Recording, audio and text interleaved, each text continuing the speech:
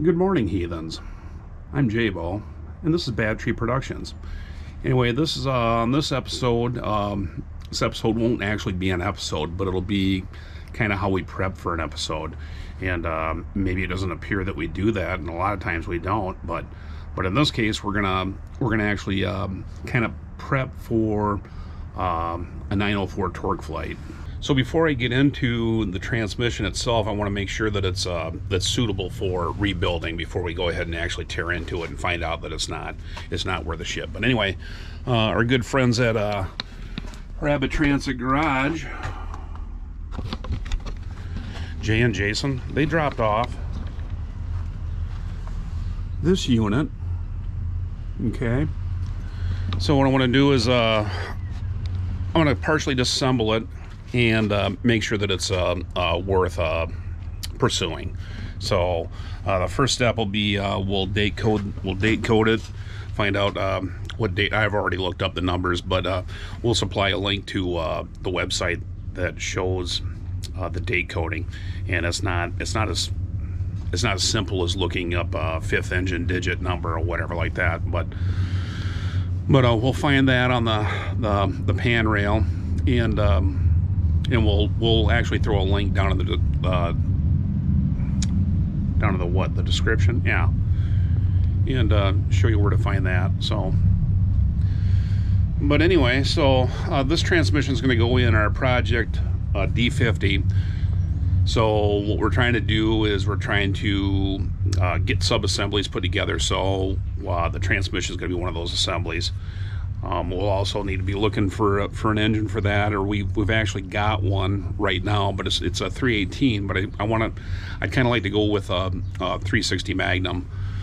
So that's kind of, I don't know, that's kind of how we should be progressing, I think, or whatever. So we're gonna go with a more modern 360 Magnum build, and it's not gonna be a stroke or anything. It's just gonna be just a stock 360. We'll use as much of it in its stock form as we possibly can, with the exception of the intake. The intake will be carbureted. We've got a lot of parts for it already kind of in the works. So what I'm gonna do is I'm gonna go ahead and let's see. Well, you're gonna need to clear off some space. So if you're gonna be doing this out in your driveway, you need a good clean space to work. So it'd be nice to have a table set up. There's gonna be stuff all over the place. You're gonna have transmission fluid all over the place, so you want to make sure you mop all that up. I've got this covered area here. I could probably put some of it in here if I want to. We're just gonna use a 6-pack of carb cleaner, no parts cleaner or anything like that. So we're gonna do it with simple hand tools. So I know in previous episodes where we've done torque flights before, we do have some specialized tools, be like a slide hammer. Slide hammer is not a specialized tool. You can go down to your auto parts place and pick up a slide hammer. But I think we can actually pull this pump apart with just some all thread, and I can show you how to do that. And then as far as the clutch drums, releasing the spring tension on those. We're going to try to do it with some C-clamps, but anyway, there's a lot of spring pressure there, so you'll want to really proceed with caution when you get to that part of it. So, well, why don't I get set up for this, and then I'll show you what I find inside this tranny. So, anyway, stick around. I got the bench cleaned up, and there's our victim on the bench. All right, so first thing you want to do is check out this number on the pan here. I don't know if you can see that, but it looks like PK3681063, I think that's basically all you need is that number there.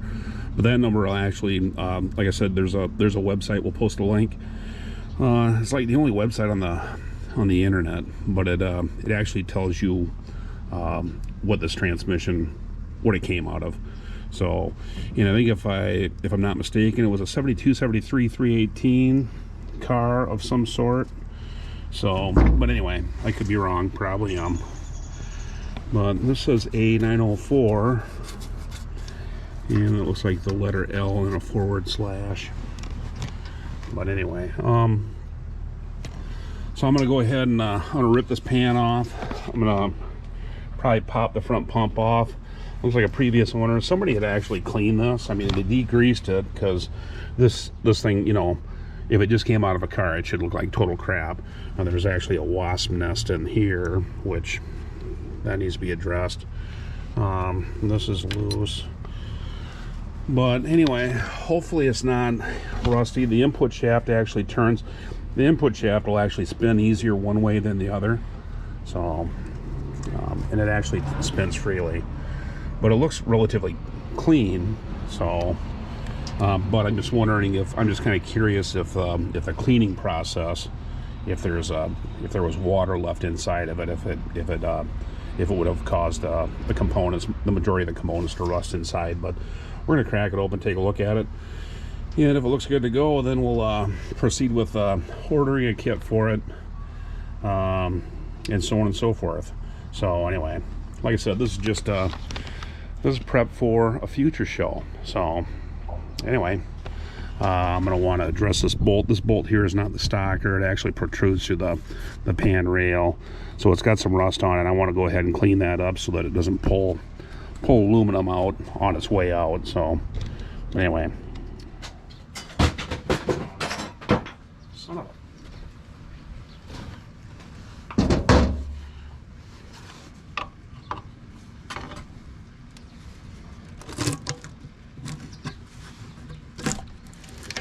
Ooh. Yeah, it's pretty nasty.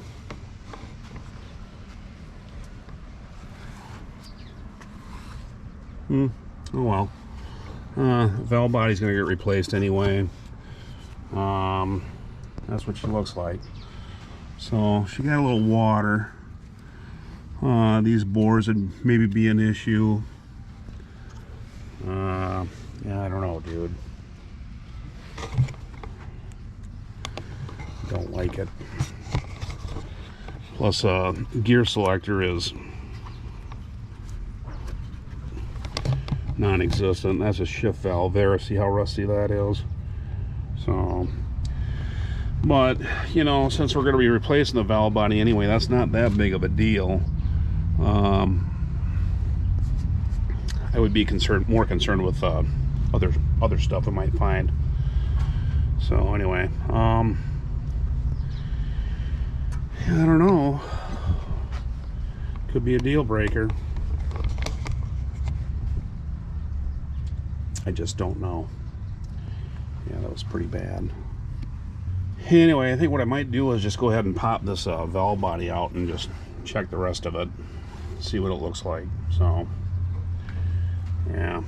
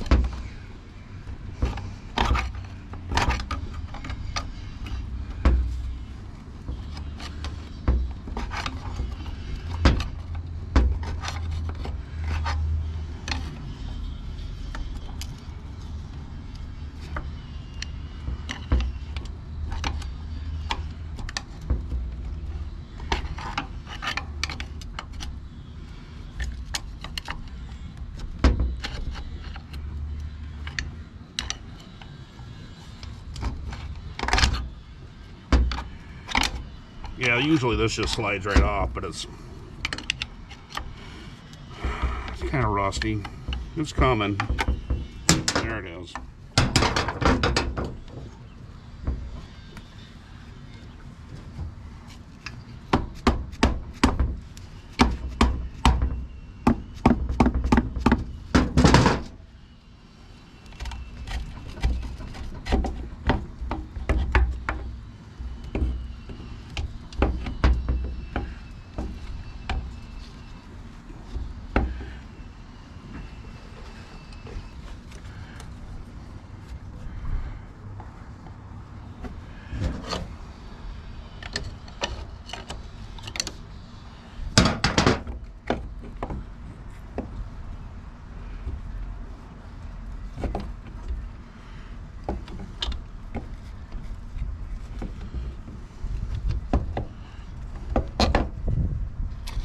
Anyway, that's not looking that great in there. So I don't know what that is. That's,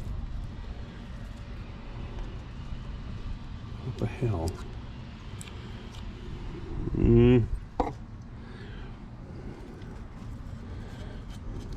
Yeah, I don't like it.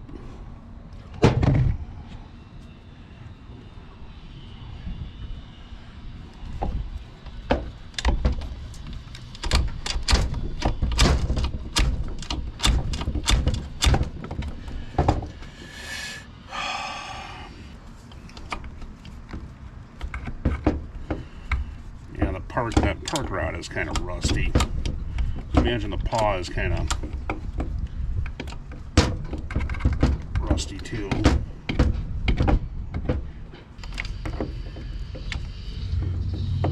What the fuck is this? The spring. Oh, it's from this rooster comb. Yeah, it popped out the back.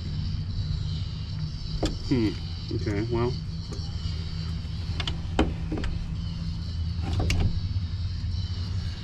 Anyway. That just broke.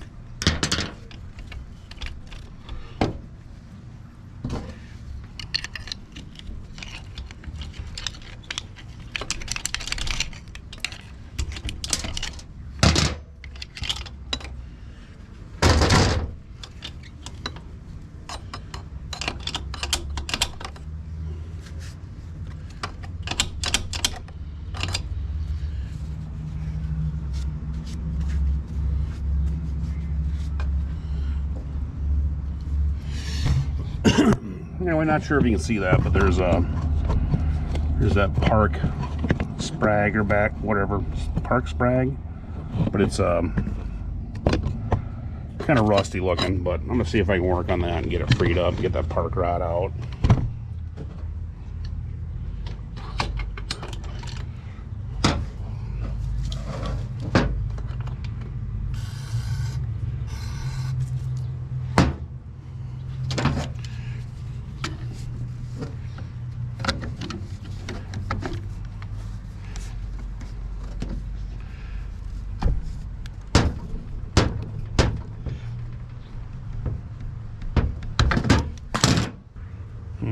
Sucker don't move.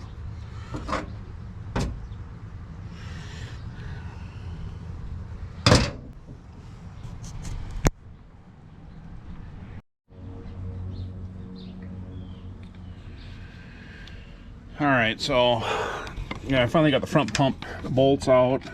These things were they were like way over torqued, or I don't know if there was maybe a Loctite on the threads or what, but it took a breaker bar basically to get those undone, and I've never seen that before in my life. So I don't know what the hell's going on there, but they shouldn't have been. I mean, they were so tight that I thought the threads were going to pull out.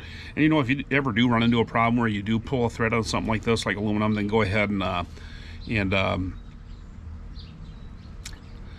look into using helicoil and just go at it. You know, learn how to do it and just do it. So, because you're not going to want to scrap a whole case just because one pulled thread when you can fix it. So anyway, I guess if I were a novice and I saw this, I'd probably pass on it.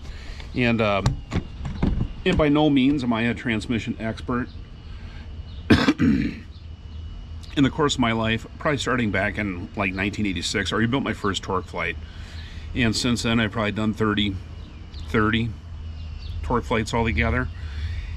And just because you do a lot of them doesn't make you an expert. It just makes you less afraid of it, I guess, taking it apart and throwing it back together. I mean, I'm comfortable with disassembly and reassembly, but I have no idea how it works, you know.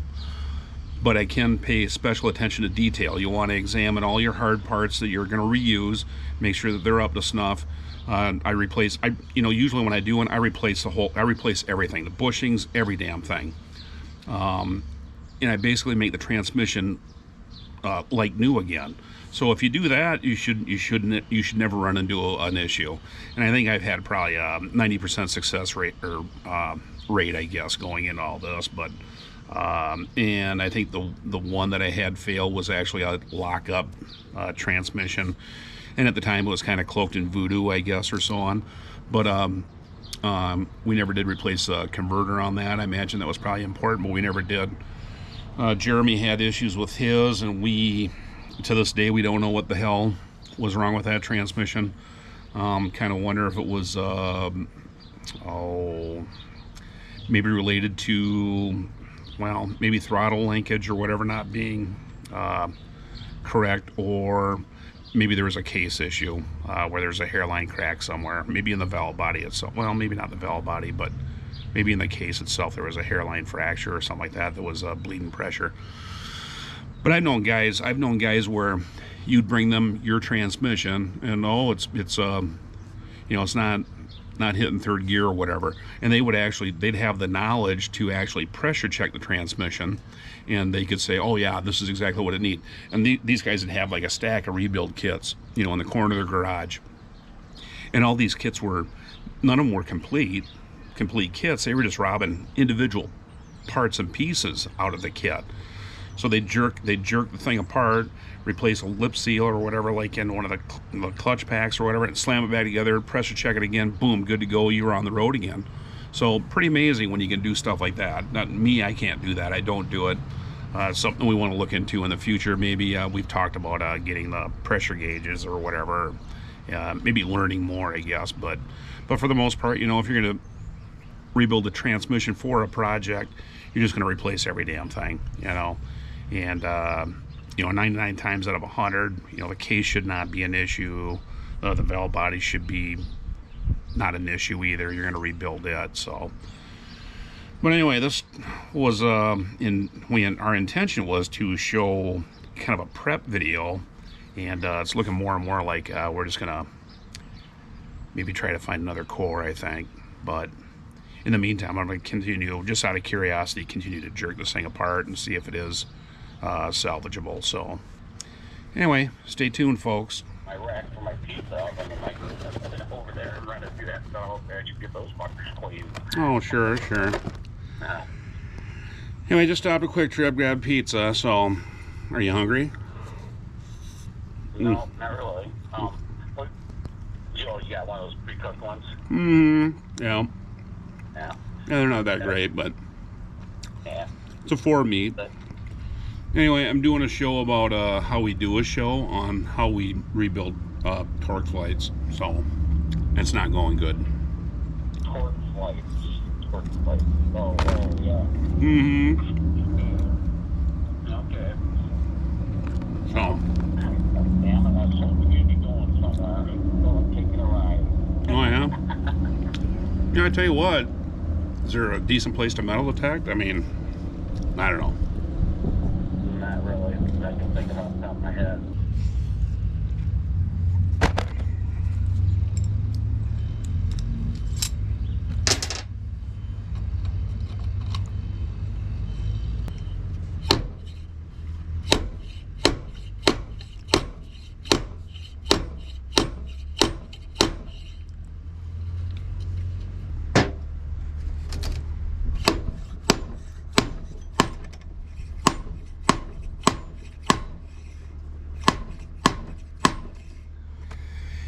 This works a lot better if you got 2 slide hammers. You put one here, you put one here, and you knock them both out at the same time. But since one of them, I don't know, must have got borrowed out, shut the hell up. Anyway, is missing in action.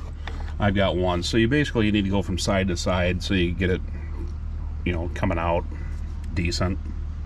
So it is coming out though. But anyway, I'm gonna pull it out and see what we got. It's not going to be good. Getting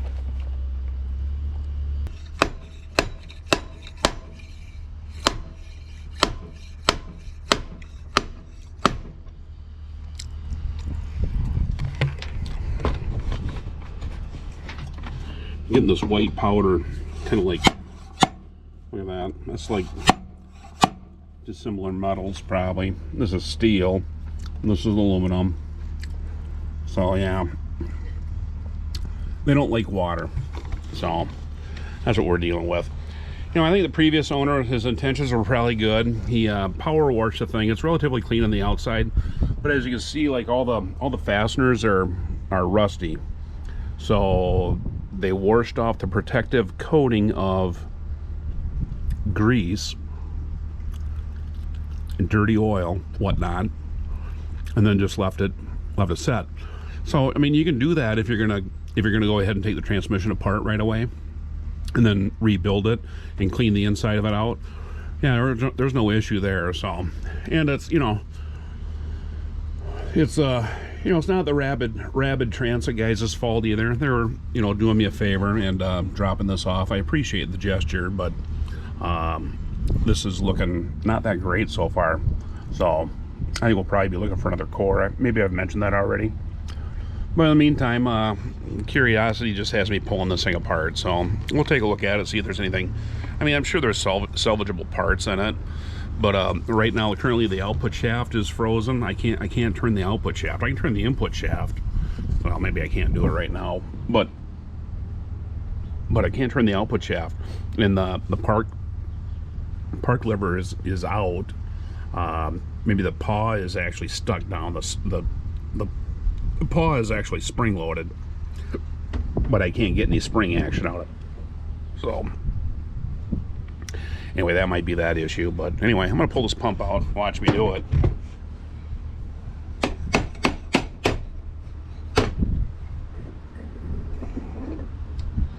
Here's what that looks like. What do you think of that? That looks terrible. Yeah. Son of a... And also, one thing I noticed with this was the two halves weren't put together 100% square. So that's kind of an issue. Here's what my guts look like so far. Input shaft is rusty, but I mean, that's not a big deal. The thing that is a big deal is like your ceiling rings and stuff, and machine surfaces that are steel. Those getting rusty, and then even if you do clean them up, they're going to be pitted. You know, that's not good. So I think what I'm going to do is put this thing back together and call it a day. So or maybe I'll keep going. Yeah, I don't know what to do. Just don't know.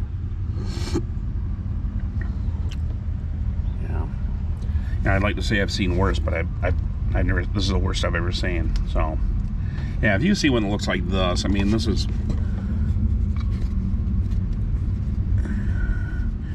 yeah, if you see one that's got severe rust in it like that, I would walk away from it. You know, there's actually old Asian beetles inside of it. So for what reason, I have no idea. Anyway.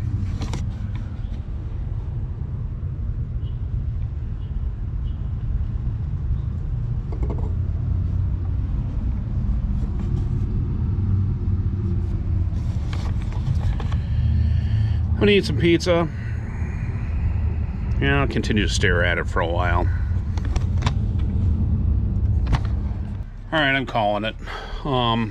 Yeah, it's just it's not good enough. So, and not good enough for me anyway. So, I'm gonna go ahead and continue to look for a better core, I guess.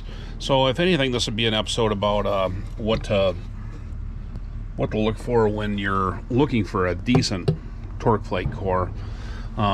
And like, you know, severe rust like that was kind of the deal breaker for me, I think. So, I mean, you've got some machine surfaces in there, some smooth machine surfaces inside that, you know, like I said before, you know, if they're pitted or whatever, they're not going to provide the sealing that, you know, certain aspects of this need. So, yeah, if anything, this is an episode about what to look for when searching for a decent core. You know, so like a decent core, you know, would be relatively clean inside. I mean, it's gonna have dirty fluid probably because it was probably abused and the clutch is probably burned up inside of it, and that'll result in like some black gunk in the bottom of the pan. You know, that's kind of normal. That's the clutch material basically that's in the bottom of the pan. It's real, you know, it's fine. It's made out of like I think like a coal dust or a coke or something like that. So that's kind of why it's black. And if the fluid's burned up or whatever, you know, excessive heat might affect some of the parts, but for the most part, you're just looking at like new clutches and steels, and so your fluid may have a metallic kind of look to it. Any heavy, you know, chips, big chips and so on like that, you want to examine parts even closer. But for the most part, I think if you saw one that looked like this on the inside, I think I would just avoid it. You know, it's got some salvageable parts probably, I don't know what, but we'll keep it around just in case we need who knows what. You know, you just never know what you might need. So we're going to keep it around for that. So in the meantime, it's back to Marketplace or Craigslist in search of a better core. So, and we do have a couple of cores, I think, down in the shed. We'll take a look at some of those, but they have their issues too. But, and who knows what they were, but I can't remember anymore. But yeah, anyway, it's gonna do it for me. So anyway, thanks for hanging out. Hope maybe you learned something, but probably not much. In the meantime, get yourself prepared if you're anticipating doing a rebuild of this sort. You're going to want to get yourself a slide hammer or whatever, at least a slide hammer. So a slide hammer, you can make one out of a long bolt, you know, like this. Get a piece of shaft, drill a hole through it. But they're cheap enough, you just go buy one. Get one of O'Reilly's or Napa or whatever. And this will go a long way. And I think it's a 3/8. I think it's a 3/8 thread. I can't remember what the pitch is, maybe 18 or so. And this one's been around for probably 30 years. But like I said, it's nice to have two of them. Nice to have a pair of them. Like a clutch press would be a nice thing to have too. If you got the resources to grab something like that. Otherwise, we're considering just like I said, using a pair or three maybe C clamps or whatever, and taking the spring tension off those clutch packs. But it's nicer if you have the right tool. So, and you can probably look on Google or whatever and look up how to make a decent tool. So some of them are just like a nut and a bolt, and with just kind of a simple press or whatever. So anyway, there you have it. So anyway, I hope you got something out of this. And anyway, like, share, subscribe, ring that bell, and send us a comment. What do you think? All right, we'll see you next time.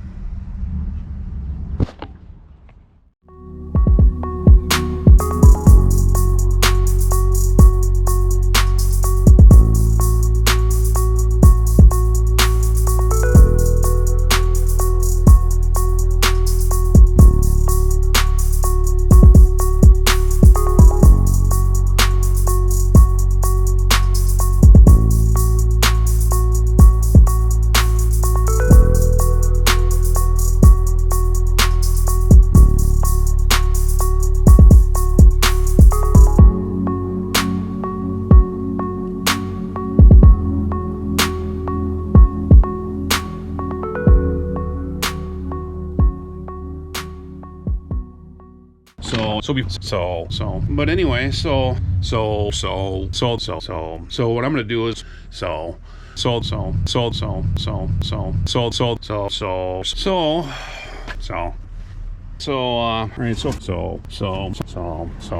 and so forth. So anyway, so like, share, subscribe, ring that bell. So